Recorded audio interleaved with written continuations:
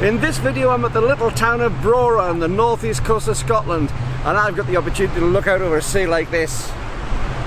Oh, roll credits.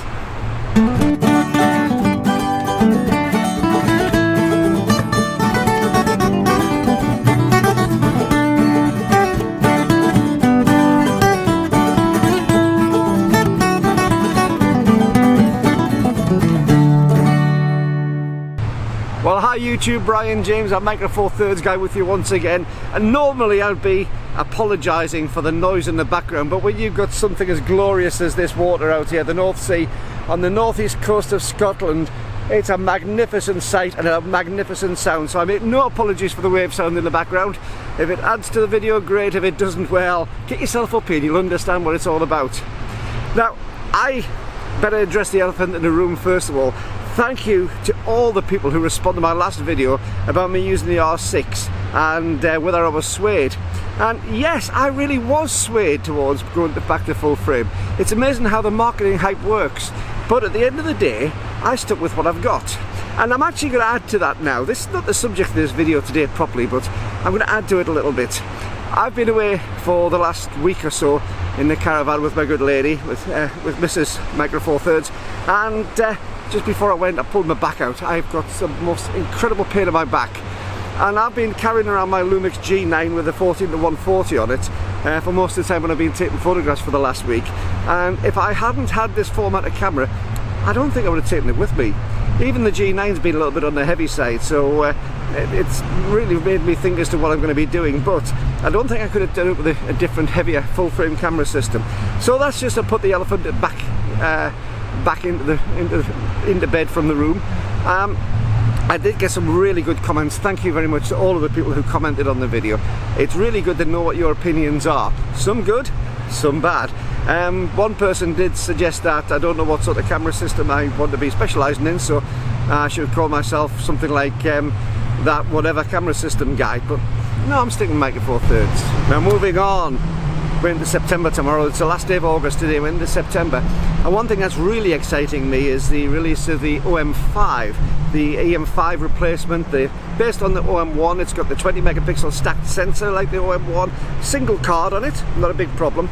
But what I really like about the OM5s and the EM5 Mark 1, 2 and 3 is that they are the sort of cameras which really, to me, are the backbone of what Micro Four Thirds is about.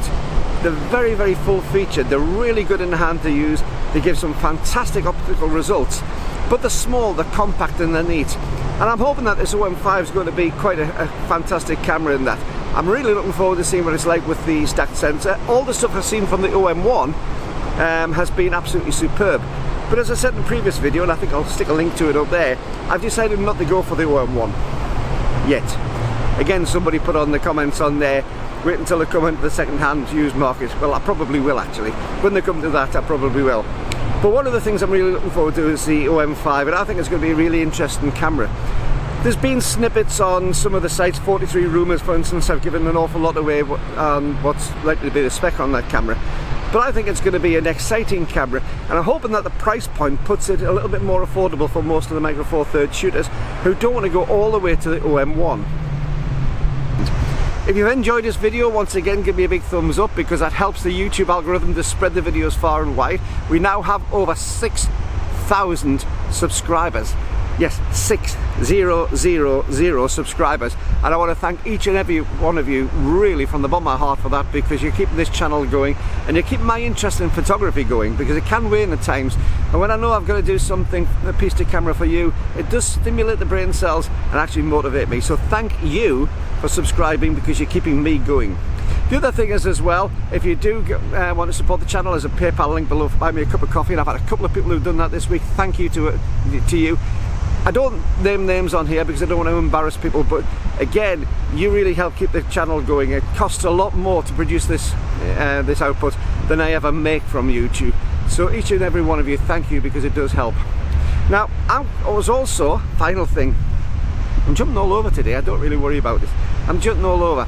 I went for a walk yesterday by the Fairy Glen, which is up on the Black Isle, and I met a lovely family, a couple of doctors and their son and the mother was asking me about photography. She saw me with my camera, and if you're that family, hi from Altrincham in Manchester, I think they were.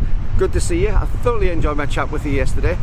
But she was asking me about how to improve her photographs, and she's saying about using aperture and be able to get depth of field, change depth of field and all this sort of thing.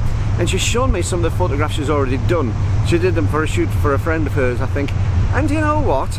There wasn't a great deal that she needed to learn. She needed to learn the technical side perhaps.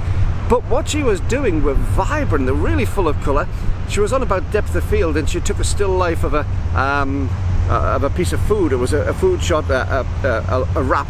And it actually looked so succulent on there. It looked so good, but the depth of field was so shallow and the background out of focus. It just looked a real professional shot. So if you are watching this, and you did show me the photographs, I don't know if I actually seemed interested particularly at the time, but I was knocked out by them. So sometimes the message from this is, sometimes don't worry too much about the technicalities. If you can get pleasing shots with your eye, then you've probably got enough there that you can get started on.